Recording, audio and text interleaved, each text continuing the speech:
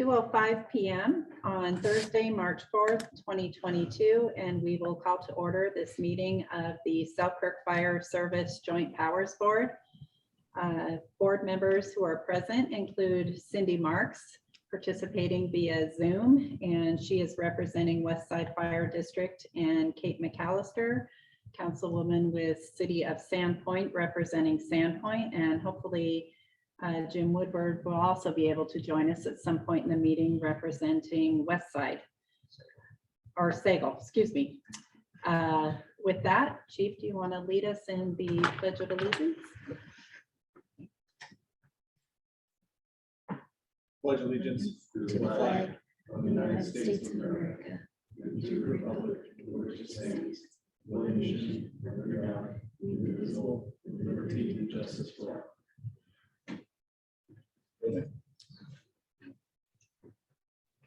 Okay, before we get into the business on the agenda, we do want to open up the floor for public comment, and we have a couple of members here, one from our fire service.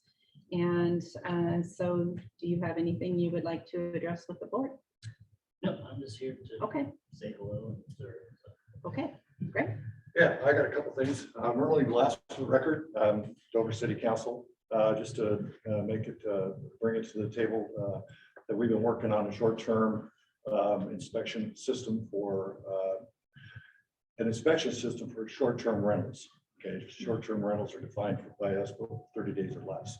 And so it'd be in consultation with the chief, decided that it's going to be a self-inspection performed by the owner for purposes of safety for the people that rent from them. Don't know yet if it's going to be tied into the acquisition of a business license as a part of the business that this has to be done. We got to work that out, but that's kind of like where we're at right now today. So we got a simple little form. All it does is it just says general, address is visible, electrical extension cords, exits, and it asks that they put down their location and number of them. So like for an extinguisher, if it's required for a 2A10BC type extinguisher, that it specifies that and says where it's located. So a renter comes in for skiing season, say, and they got their family with them, they can just look at that and it puts it in their head that you know, they got some means to and a first aid kit, something like that, so they take care of themselves. I'm also kind of been beating the band, trying to get a budget item, a line item in our city budget that addresses some of the factors pertaining to emergency management. So because presently there isn't any, and the chiefs agreed to come and make a presentation in May that would really enhance visibility wise the connection between our city and emergency services. So optimistic on that front. I'm working on emergency response plans for Dover because presently they don't have any. All they got right now is emergency response plan in case the water turns off. But mass evacuation, and I'm also working on COOP and COG. COOP is continuation of operations, and COG is a continuation of government. And try and tie that in a format. I used to work with FEMA and in a planning section, so we would come into a disaster area and lay out our format for tying into the locals. Most of the time, we start from square one, but if square one is where you're at, that's okay. But if we can get something in the drawer to pull out in case there's a flood or some kind of natural disaster or whatever, I mean, we just got word that, you know, watch out for cyber security countywide. So that way they got some stuff to work with going forward. And that's it. Great. Any questions? Thank you, Councilmember. Okay. Sounds like you have some great things happening in Dover. I don't know when to leave it alone, I guess. That's all right. Okay. Meeting minutes from our February 24th meeting. I don't know if you are comfortable on this, Cindy. Kate was at the last meeting. Did you have any changes to the minutes? No. I move that we accept the minutes as is. I will second. Okay, all in favor? Aye. Aye. Okay, minutes are approved as presented by Tammy. So thank you, Tammy, for putting those together. Chief.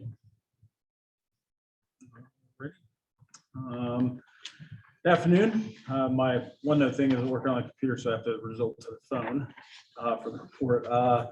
So is any significant incidents? We haven't had any incidents of significant incidents since our last meeting. Everything has been pretty much status quo in our response. We may start seeing a slight uptick in brush or smoke incidents. Just it's the weather's getting nice. People are out trying to get the yard work done. So we're just kind of staying abreast of that. Training update, residents at the Dover station are continuing their firefighter 1 certification process, and they should have that all finished up by the end of May. Our crews will be going through marine and wildland refresher training over the next couple months in preparation for boating season and the season of wildland urban interface. We have two work groups right now that are currently working on our policies and procedures. So the rules and regs, and also the operating guidelines for operations. They've already started that update and they're making pretty good headway. So we're actually a little bit ahead of schedule on that one.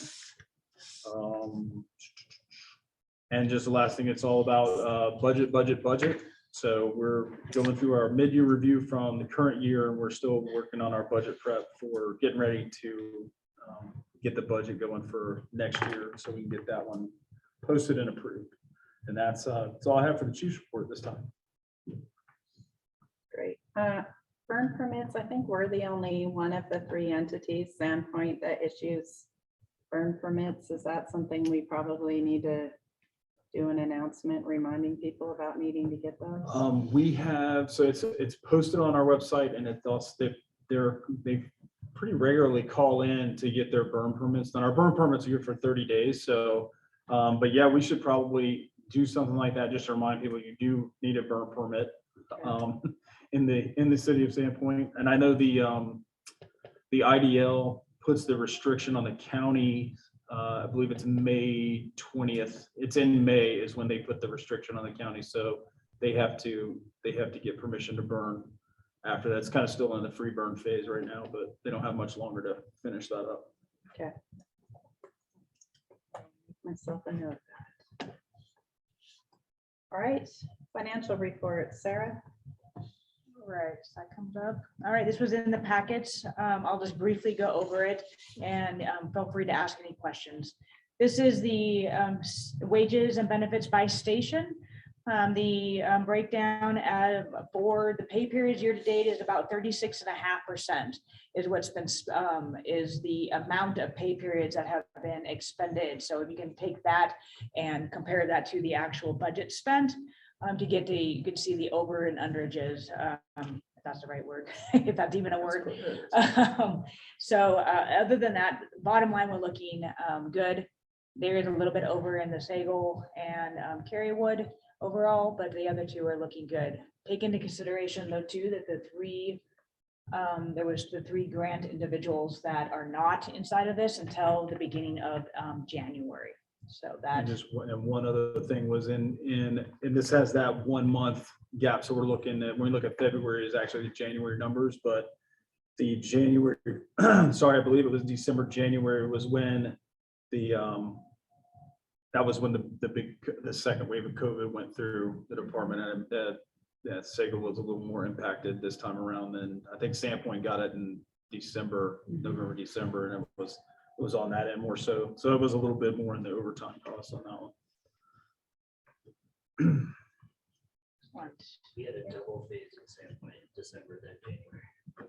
Yeah, it was nuts. All right, then moving over to the JPA administration, this is the same thing laid out by month. And then in the same format as before, the budget here, and then the budget spent, and then the breakdown by that percentage down here, applied to the different expenditures. Overall, we're about 42% spent for the year. So if you do see overage and underages in the individual categories here, this was, again, reminding everyone that this was a guesstimate on the beginning part of what was initially budgeted, not knowing the actual amount of expenditures coming through, that this was an estimate, but we are at 42%, which is about in line with how many months have been gone for the year. So as we do have budget savings here in the deputy chief position, which is I wouldn't say making up, but I'll let you expand on that more. But to me, is helping this bottom line right now be just at the 42%.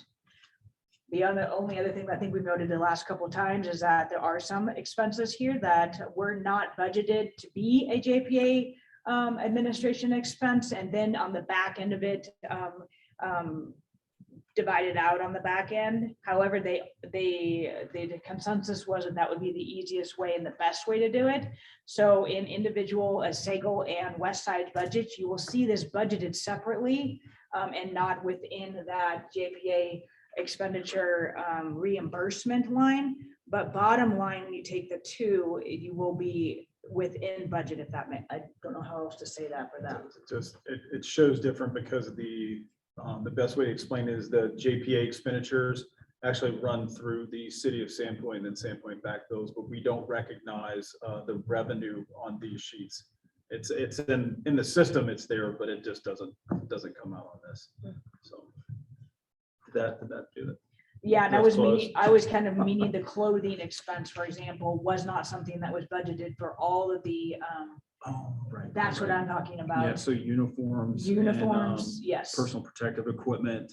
That expenditure was not, was budgeted individually at the different levels. Mhm. However, it's been brought into Sandpoint, pays for it all, and then backbills it. So on the, not so much for Sandpoint, but more on the other budgets, when you're looking at those, you're gonna see that budget amount is being, but they're not paying any of that. It's actually coming through Sandpoint. So it's gonna look off on their budget to actuals in that line item, but it's really bottom line, it will all equal out. It's just, it's again, getting down where that was going to be spent at, the fine tuning of this whole process. And that was for efficiency with purchasing in bulk and. Yes, And cost yes, correct. savings.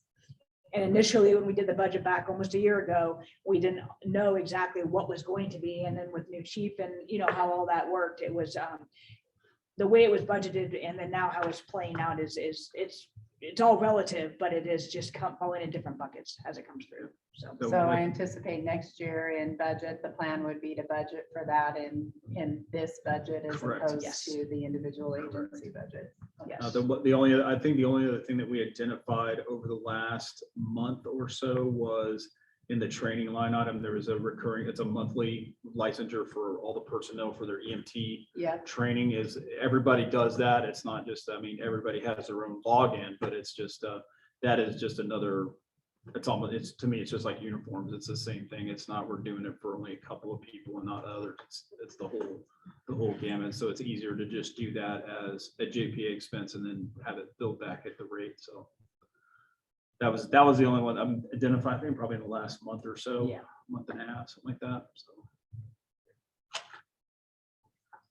But like you mentioned, we are going to be going through the budget process. That's going to several reiterations of that from back and forth. We're going to obviously be presenting something here at the JPA level as well before it actually gets, I think, to the individual Sagal and West Side and Sandpoint. so do we have a sense for what month that's gonna be? Is that April or May? Well, we just got the L2 stuff Yeah, the yesterday. paperwork came in yesterday, so what we do is we take the deadline from that, and then we just have to reverse engineer it back to I would hope we'd have something next month, a preliminary one. Oh, Okay. definitely by next month. Okay. I think, Yes, yeah. yes, Because we wouldn't have too much time after that one before it Yeah. has to be yeah, Go to posted the and individual. yeah. notified. And then we need to roll it into all the other budgets as well. So Okay.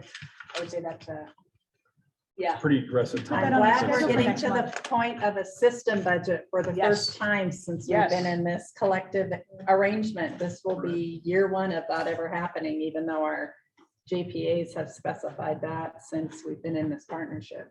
Yeah. So thank you. Exciting Yeah, no, time. it's exciting. Yeah. Yeah.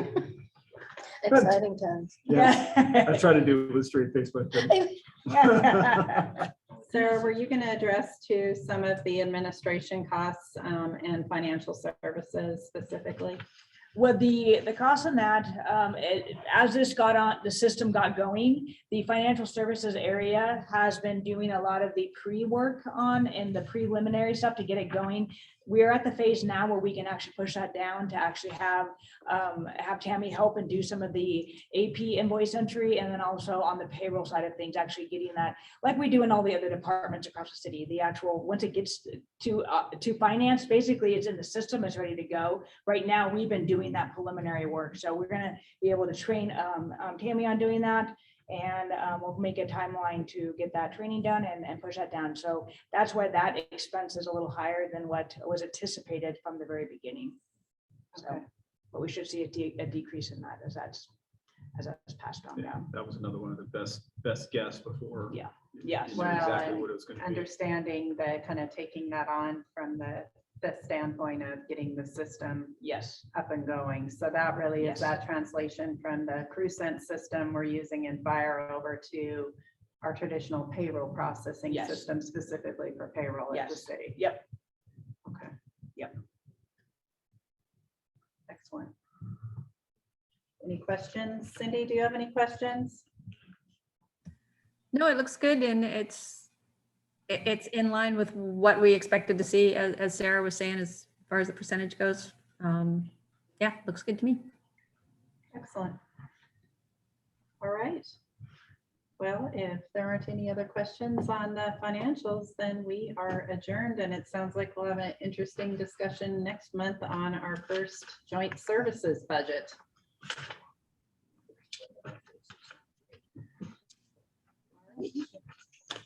Yes.